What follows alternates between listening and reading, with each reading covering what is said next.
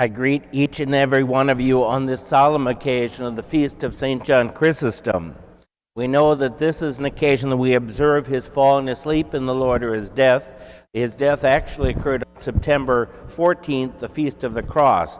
It's transferred to today to make the feast more solemn. I have to tell you that whenever I'm asked to preach or to teach on this feast of St. John Chrysostom or any feast of St. John Chrysostom, it is a humbling experience. When I look at the figure of St. John, I see myself and I see that I don't quite make it. We have served the Liturgy of St. John Chrysostom.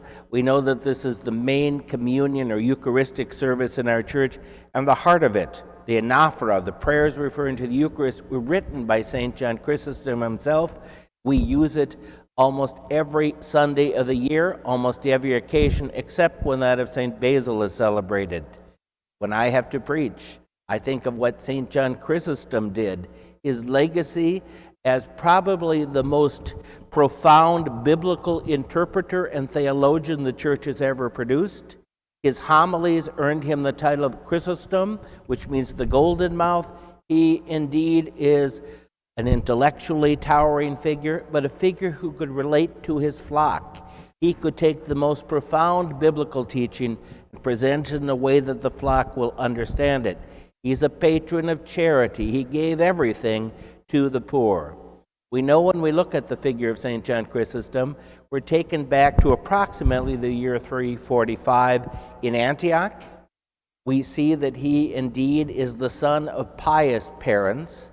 His father dies when he's a young man, and his mother, Anthusa, makes sure that his education is the finest that could possibly provide it.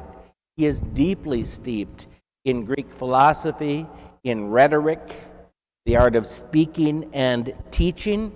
He indeed is prepared for his work. At the age of 18, he was baptized and decided that rather go on into a legal career or a government career, he would indeed follow Christ, and he would serve him and serve the people of God in the church.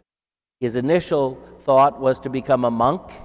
He waited until the death of his mother, and then we know that from the years 374 to 381, he indeed becomes the most rigorous ascetic or monk in the desert, fasting in prayer and vigils to the point where he almost destroys his health.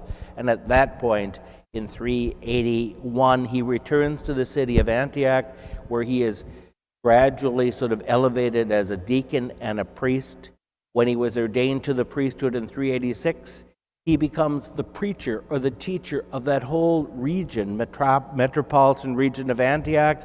His words are profound. He's loved by the people. They flock to the churches when they hear his preaching. When indeed the throne of the city of Constantinople became vacant in 398, it was the priest, John Chrysostom, who was called to take that position. He becomes the Archbishop of Constantinople, the Patriarch, in the year 398, and his reign is one of suffering, witness, but glorious preaching. We know that he is serving in the Church of Hagia Sophia, the Church of Holy Wisdom. His sermons reach many, many people. When he travels to the churches in the city, his flock follows him to hear his brilliant words and to understand his message of the love of Christ given to all people. A person of charity, he sells everything he has and gives it to found orphanages, hospitals, and to care for the poor. He indeed calls people to a moral behavior, and that includes the emperor and the empress Evdokia. Evdokia is living a life which isn't according to the Gospels, and he calls her to account for it. The result was that he was initially exiled in the year 403. At that time, after he was exiled, there was a great earthquake that hit the city, and it was the people that said this was caused by the exile of St. John. He is brought back. But very quickly, he has another conflict with the empress and the imperial authorities because he is firm on the preaching of the gospel of Christ and calling all people to a moral life. We know that the last exile in 404, he ends up sort of talking about a statue of the empress in silver outside the church of Hagia Sophia and points to the waste and the money that should be given to the poor and calls for a moral example. Exiled, he is continually sent farther out and farther from the city of Constantinople until his death in Comana in 407. We know that 30 years later, his relics will be brought back in triumph to the city of Constantinople. He indeed is one of the greatest hierarchs of the throne of Constantinople, but he is one of the greatest hierarchs or bishops at the church as a whole.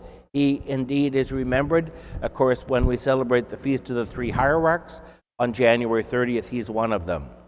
His legacy indeed is a profound confession of Christ. We are called to encounter the Lord in our prayer life, in the life of the church, and with John's example through the scriptures.